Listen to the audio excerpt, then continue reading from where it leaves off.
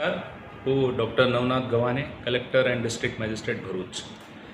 આ જે મોન્સૂન 2026 છે એટલે આજ તારીખ 30 અને કાલે 31 છે. 31 તારીખે ભરૂચ જિલ્લામાં રેડ એલર્ટ ઘોષિત કરવામાં આવેલ છે.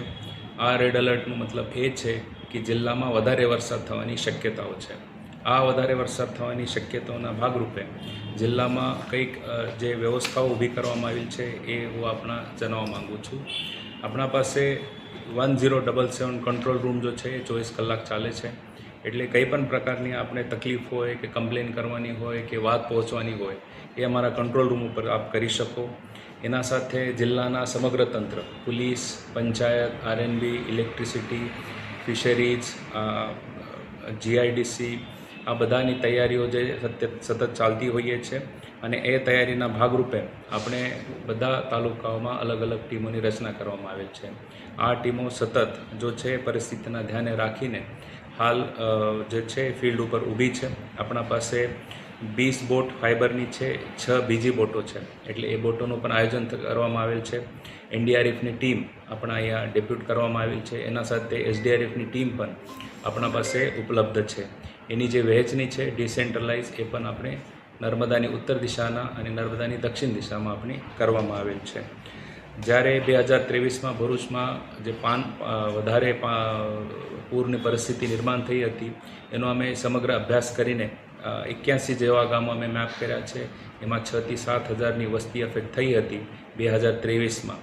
એ અનુભવ ધ્યાને રાખીને અમે આ વર્ષમાં પણ અલગ અલગ ગામોમાં જે છે કઈ વ્યક્તિ કઈ માણસને ઇવેક્યુએટ કરી શકે એડવાન્સમાં એની આપણે પૂર્વ તૈયારી કરવામાં આવેલ છે.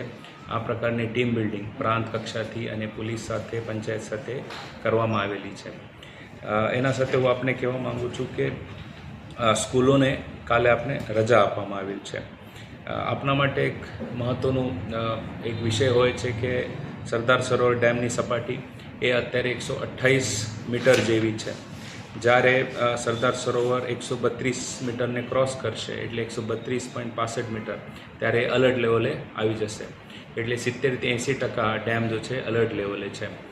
ઉપરવાસના જે વરસાદ છે સરદાર સરોવર ડેમમાં એ અત્યારે પણ -10 થી -50% છે. એટલે એનું ડિસ્ચાર્જ થવાની શક્યતાઓ જે છે એ આ 2-4 દિવસમાં ઓછી છે. ત્યારે પણ આપણે છે એ બધી તૈયારી કરવામાં આવેલ છે.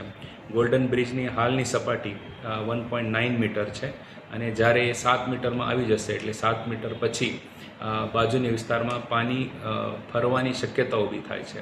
એટલે આપણા પાસે એક સફિશિયન્ટ સ્પેસ અત્યારે પણ છે, પરંતુ તાકીદારી બધાએ રાખવું જોઈએ. આપણે થકી હું કંઈક સૂચનાઓ આપવા માગું છું. ખાસ કરીને દરિયામાં ખેડતા માછીમારી કરવા માછીમારો બંધુ ભગીનીને મારી વિનંતી છે કે આગળના 2-3 દિવસમાં કોઈ દરિયો ખેડતા નથી. આપણે તાકેદારી રાખીને પોતાને સુરક્ષિત રાખવાની જરૂરિયાત છે.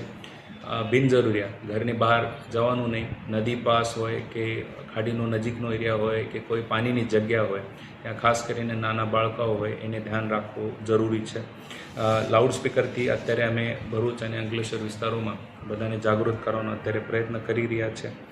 જેટલા પણ પ્રાઇવેટ અસેટ્સ છે કે જેમાં આપણે ફ્લડમાં ઉપયોગી કરતા હોઈ શકે એ બધાનું મેપિંગ પણ અમને કરી દીધો છે.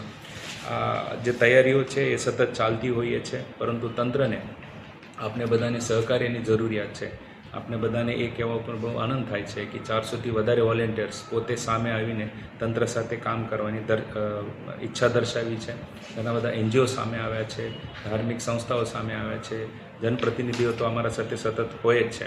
એટલે આગામી 3 દિવસ માટે હું આપને નમ્ર અરજી કરવા માગું છું કે કોઈ પણ પ્રકારની રિસ્ક તમે લેતા નથી.